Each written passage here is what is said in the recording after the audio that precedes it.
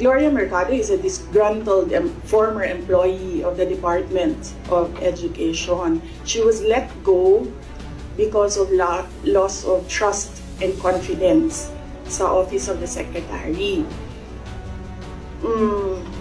Una niyang ginawa, well, hindi ko alam kung anong nauna, pero naka-strike to siya sa akin. Ang una niyang ginawa, nag-solicit siya ng 16 million pesos sa isang kumpanya on paper using my name without any authorization from the Department of Education. Bibigay ni JC sa inyo mamaya yung papel. Kalagay doon. Pangalawa, noong nag-school visit ako sa Cebu, merong lumapit sa akin na teacher. Sabi niya sa akin, Inday Sara, masakit sa loob namin na mga teachers kami na nasa field. Tapos merong humahawak ng teacher items na wala dito sa aming probinsya o wala dito sa aming region.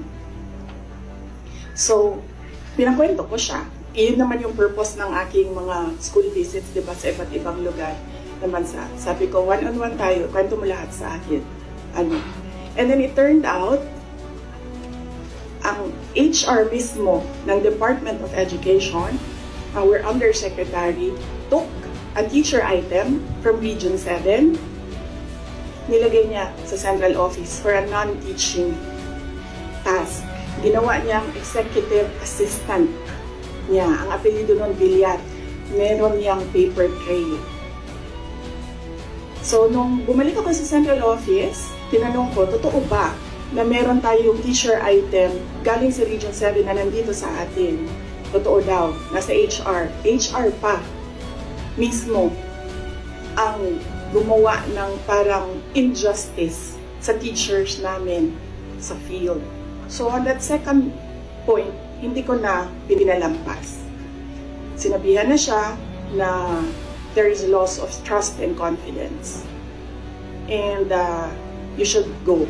And then she said na, pwede bang mag-retirement na lang ako instead na paalisin ninyo ako. Kasi ang tagal ko na, matanda na ako. And then sinabihan siya, okay, sige. You go. So she's a disgruntled former DepEd employee. At yan yung dalawa na rason kung bakit siya pinaalis. May papel yung 16 million na solicitation niya. May papel yung teaching position sa Region 7 na kinuha niya. In my experience sa kanya, ayoko, factual lang ako ayoko atakihin yung pagkatao niya. I think, hindi lang siguro niya matanggap na kasalanan niya kung bakit siya pinalayas sa Department of Education. Pero hindi din talaga namin matanggap na magsusolicit ka sa isang private company on paper 16 million. And then, kukuha ka ng teacher item sa field, gagawin mong EA sa central office. Hindi pwede yun.